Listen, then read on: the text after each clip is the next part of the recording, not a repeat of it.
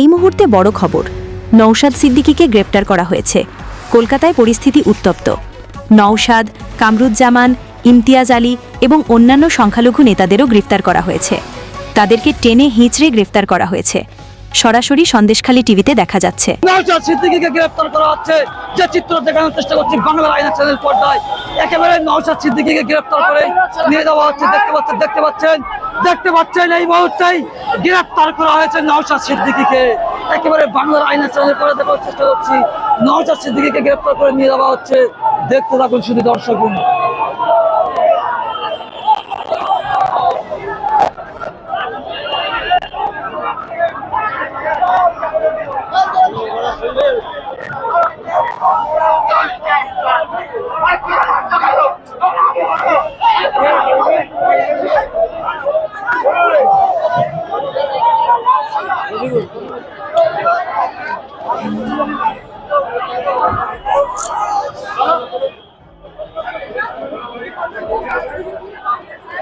এই মুহূর্তে দেখতে পাচ্ছেন বিধায়ক নওশাদ সিদ্দিকীকে গ্রেফতার করা হয়েছে। তারই পরেই বিভিন্ন জায়গায় কুতুবউদ্দিন দেখতে পাচ্ছেন, একেবারে দেখানোর চেষ্টা করছি কুতুবউদ্দিন ফাতিকিকেও গ্রেফতার করা হচ্ছে। এই মুহূর্তে নওশাদ সিদ্দিকীকে গ্রেফতার করার পরেই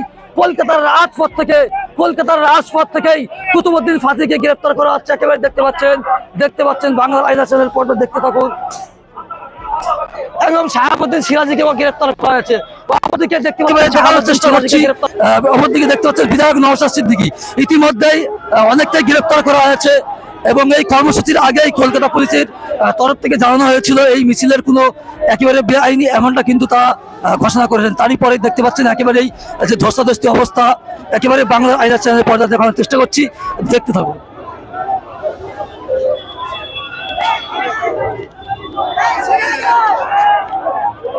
একেবারে দেখতে পাচ্ছেন একের পর এক দেখতে পাচ্ছেন যে গাড়িগুলো দাঁড়িয়ে আছে। এত পরিমাণে মানুষকে গ্রেফতার করা হয়েছে। ইতিমধ্যে দেখতে পাচ্ছেন গাড়ি একদম লোড হয়ে গেছে।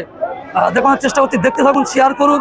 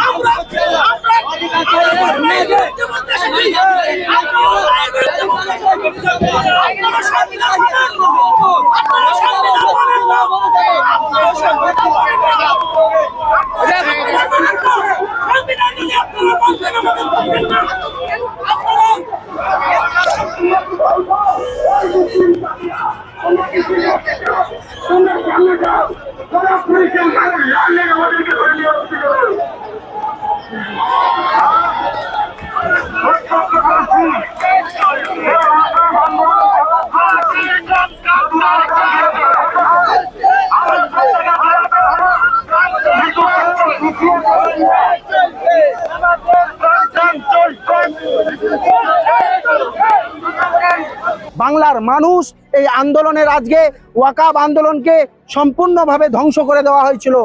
মমতা ব্যানার্জি বলেছিলেন ওয়াকাব আন্দোলন করতে গেলে দিল্লিতে চলে যাও।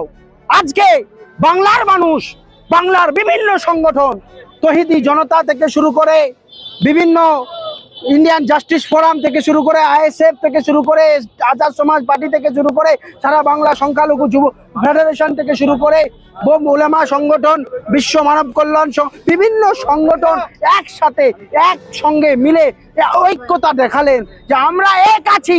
মমতা ব্যানার্জিকে আন্দোলন করতে হলে দিল্লিতে যান, আমরা আন্দোলন এই কলকাতার বুকে এই রাজপথে আমরা এই আন্দোলন রাজপথে করব, এইটা আমরা দিয়ে দিচ্ছি। আর এই আন্দোলনকে দমন করে আমাদের নেতৃত্বদেরকে অ্যারেস্ট করে মমতা ব্যানার্জি প্রমাণ করলেন যে উনি বিজেপিরই একজন কর্মী, বিজেপিরই চাকর বাকর।